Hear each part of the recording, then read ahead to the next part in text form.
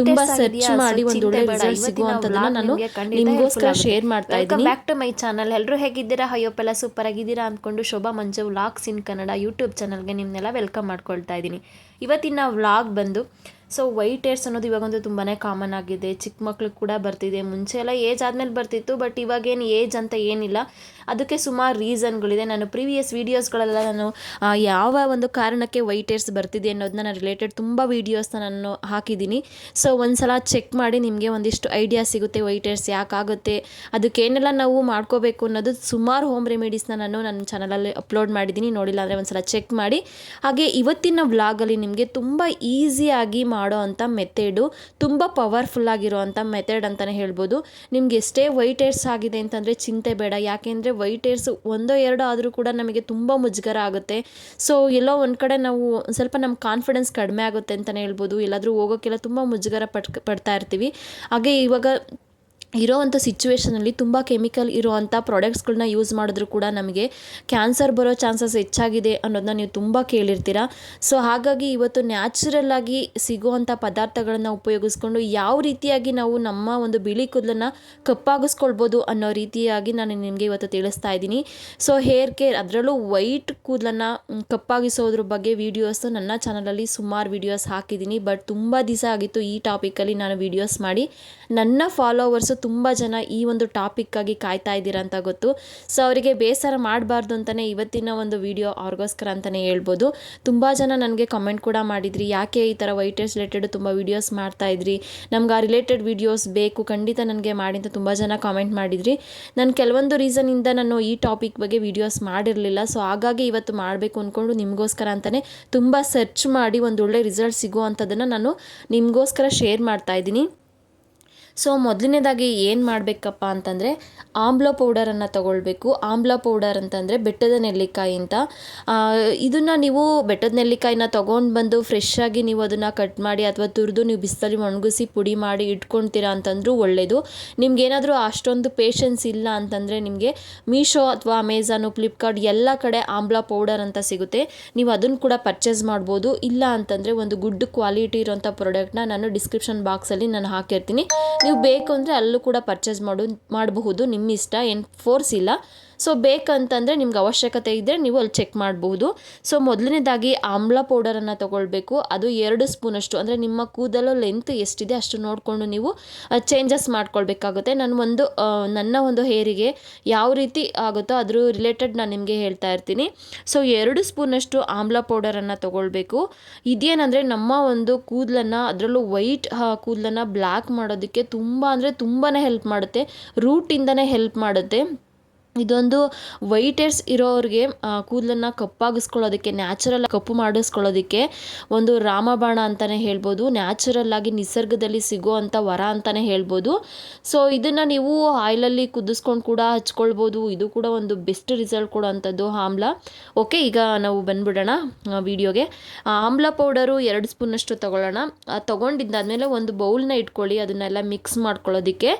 ಅದಾದಮೇಲೆ ಎನ್ನ ಪೌಡರ್ ಅಂದರೆ ಮೆಹಂದಿ ಪೌಡರ್, ನಿಮ್ಗೇನಾದರೂ ಮೆಹಂದಿ ಎಲೆಗಳು ಮನೆಯಲ್ಲಿ ಸಿಗುತ್ತೆ, ನಿಮಗೆ ಹಳ್ಳಿ ಕಡೆ ಇದ್ದೀರಾ ಅಂತಂದರೆ ಆ ಎಲೆಗಳನ್ನು ಕಿತ್ಕೊಂಬಂದು ಅದು ನೀಟಾಗಿ ಸ್ವಲ್ಪ ತೊಳಿಬೇಕು. ಯಾಕೆಂದರೆ ಡಸ್ಟ್ ಎಲ್ಲ ಇರುತ್ತೆ ಅಲ್ವಾ, ಅದನ್ನೆಲ್ಲ ತೊಳೆದು ಒಣಗಿಸ್ಕೊಂಡು ನೀವು ಪೌಡರ್ ಮಾಡಿ ಇಟ್ಕೊಂಡು ಕೂಡ ಯೂಸ್ ಮಾಡ್ಬೋದು. ಇಲ್ಲ ಅಂತಂದರೆ ನಿಮಗೆ ಎಲ್ಲ ವೆಬ್ಸೈಟ್ಗಳಲ್ಲಿ ಕೂಡ ಸಿಗುತ್ತೆ, ನಾನು ಲಿಂಕ್ ಕೂಡ ಹಾಕಿರ್ತೀನಿ. ನೀವು ಬೇಕು ಅಂದರೆ ಪರ್ಚೇಸ್ ಮಾಡ್ಕೊಳ್ಬೋದು. ನಿಮಗೆ ಯಾವ ರೀತಿ ಅನುಕೂಲ ಆಗುತ್ತೆ ಆ ರೀತಿ ತೊಗೊಳ್ಳಿ. ನಾನು ಬೆಸ್ಟ್ ಕ್ವಾಲಿಟಿ ಇರೋಂಥ ಪ್ರಾಡಕ್ಟ್ನ ಸರ್ಚ್ ಮಾಡಿ ನಿಮಗೆ ಡಿಸ್ಕ್ರಿಪ್ಷನ್ ಬಾಕ್ಸಲ್ಲಿ ಹಾಕಿರ್ತೀನಿ. ಸೊ ಎನ್ನ ಪೌಡರು 2 ಸ್ಪೂನಷ್ಟು ತೊಗೊಳ್ಬೇಕು. ಫಸ್ಟಿಗೆ ಆಮ್ಲ ಪೌಡರು 2 ಸ್ಪೂನು, ಎನ್ನ ಪೌಡರು 2 ಸ್ಪೂನು, ಹಾಗೆ ಕರಿ ಲೀವ್ಸ್ ಪೌಡರ್ ಅಂತ ಅಂದರೆ ಕರಿಬೇವಿನ ಎಲೆ ನಮ್ಮ ಕೂದಲನ್ನು ಕಪ್ಪು ಮಾಡೋದಕ್ಕೆ ತುಂಬ ಅಂದರೆ ತುಂಬಾ ಹೆಲ್ಪ್ ಮಾಡುತ್ತೆ. ಇದನ್ನಂತೂ ಯಾವುದೇ ಕಾರಣಕ್ಕೂ ಸ್ಕಿಪ್ ಮಾಡೋಕ್ಕೆ ಹೋಗಬೇಡಿ. ನಿಮಗೆ ಕರಿಬೇವಿನ ಸೊಪ್ಪು ಸಿಗುತ್ತೆ ಅಂದರೆ ಅದನ್ನು ನ್ಯಾಚುರಲ್ ಆಗೇ ಕಿತ್ಕೊಂಬಂದು ತೊಳೆದು ನೀಟಾಗಿ ಒಣಗಿಸ್ಬಿಟ್ಟು ಅದನ್ನು ಪುಡಿ ಮಾಡಿ ನೀವು ಸಪ್ರೇಟಾಗಿ ಕೂಡ ಎತ್ತಿಟ್ಕೊಳ್ಬೋದು. ಇಲ್ಲ ಅಂತಂದರೆ ನಿಮಗೆ ವೆಬ್ಸೈಟಲ್ಲಿ ಪೌಡರ್ ಸಿಗುತ್ತೆ, ನೀವು ಅದನ್ನು ಕೂಡ ಪರ್ಚೇಸ್ ಮಾಡ್ಬೋದು, ನಾನು ಲಿಂಕ್ ಹಾಕಿರ್ತೀನಿ. ಸೊ 2 ಸ್ಪೂನಷ್ಟು ಕರಿಬೇವಿನ ಸೊಪ್ಪಿನ ಪೌಡರನ್ನು ತೊಗೊಳ್ಬೇಕು. ಈ 3 ಪೌಡರಿಗೆ ಬೀಟ್ರೋಟ್ ರಸವನ್ನು ಆ್ಯಡ್ ಮಾಡಬೇಕು. ಬೀಟ್ರೋಟ್ ರಸವನ್ನು ಯಾಕೆ ಆ್ಯಡ್ ಮಾಡಬೇಕು ಅಂತಂದರೆ, ನೀವು ಜಸ್ಟ್ ಮೆಹಂದಿ ಹಾಕಿದ್ರೆ ಕೂದಲು ಸ್ವಲ್ಪ ರೆಡ್ಡಿಶ್ ಬರುತ್ತೆ.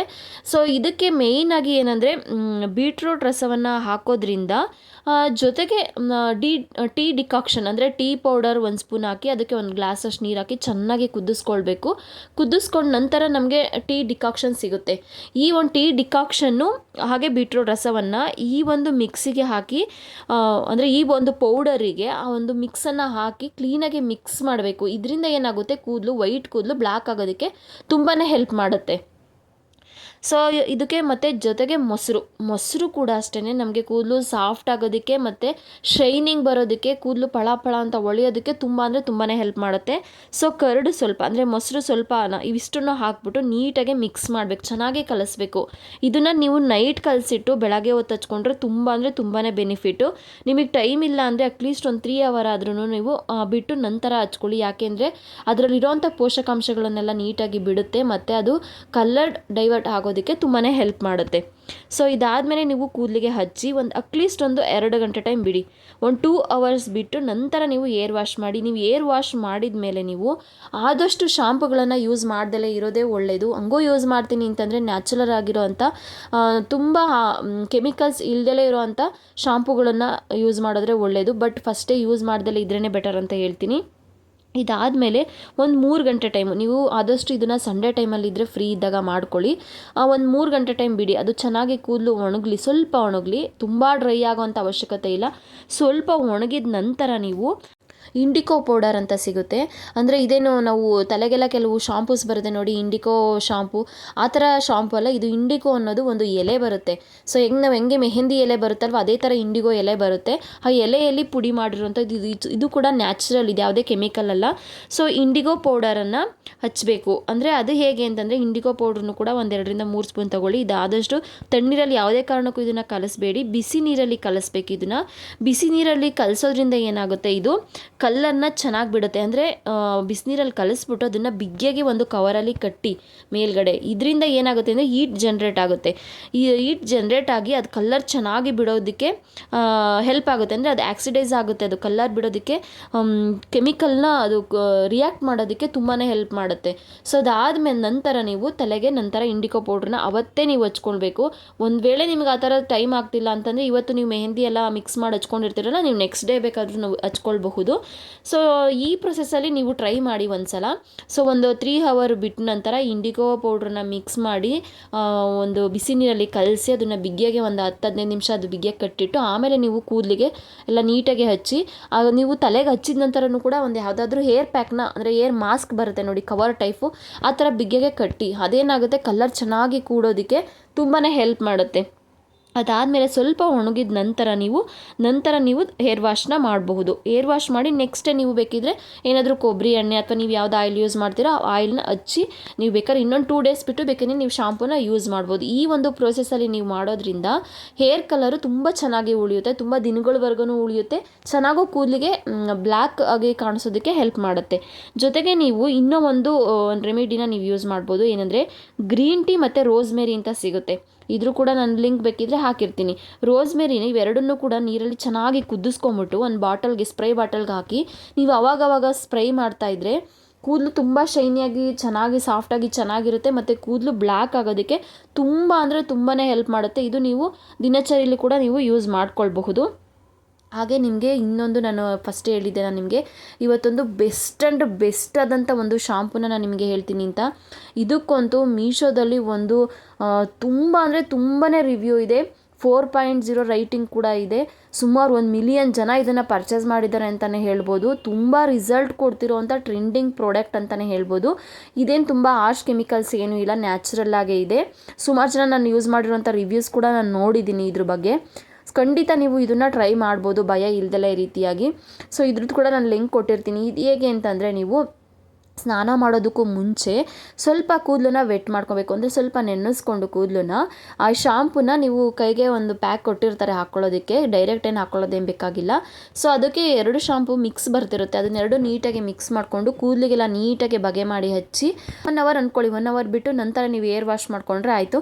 ನೀಟಾಗಿ ಕಲರ್ ಉಳಿಯುತ್ತೆ. ಕೆಲವೊಬ್ಬರಿಗೆ ಹೇರ್ ಡೈ ಹಾಕೋದಕ್ಕೆ ಮುಜುಗರ ಪಡ್ತಿರ್ತಾರೆ ಮತ್ತು ಪೇಷನ್ಸೇ ಇರಲ್ಲ, ಅಂಥವರು ಇದನ್ನು ಮಾತ್ರ ಖಂಡಿತ ಟ್ರೈ ಮಾಡಬಹುದು. ಸೊ ಇದು ವರ್ಕಿಂಗ್ ವುಮೆನ್ಸಿಗೆ ಅಥವಾ ಮನೇಲಿರೋರಿಗೆ ಇಬ್ಬರಿಗೂ ಯೂಸ್ ಆಗಲಿ ಅಂತ 2 ಮೆಥಡಲ್ಲಿ ಹೇಳಿದ್ದೀನಿ.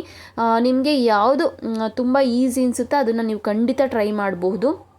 ಸೊ ಸೆಕೆಂಡ್ ಒನ್ ಇರೋದು ಕೆಲ್ಸಕ್ಕೆ ಹೋಗೋರಿಗೆ ಅಥವಾ ಪೇಷನ್ಸ್ ಇಲ್ದಲೇ ಇರೋರಿಗೆ ಮತ್ತು ಇದು ಹೋಗ್ಬಿಟ್ಟು ಇಷ್ಟೊಂದೆಲ್ಲ ಮಾಡ್ಕೊಳಕ್ಕಾಗಲ್ಲ ಅನ್ನೋರಿಗೆ ಖಂಡಿತ ಯೂಸಬಲ್ ಆಗಿರುತ್ತೆ. ಮತ್ತು ಏಜ್ ಆಗಿರೋರಿಗೆ ಅವ್ರಿಗೆಲ್ಲ ಅಷ್ಟೊಂದು ಪೇಷನ್ಸ್ ಇರೋದಿಲ್ಲ. ಸೊ ಅಂಥವ್ರು 5-10 ನಿಮಿಷದಲ್ಲೇ ನಾವು ಈ ಶಾಂಪೂನ ಯೂಸ್ ಮಾಡೋದ್ರಿಂದ ಹೇರ್ಸ್ ಎಷ್ಟೇ ವೈಟ್ ಇದ್ರೂ ಕೂಡ ಬ್ಲ್ಯಾಕ್ ಆಗುತ್ತೆ.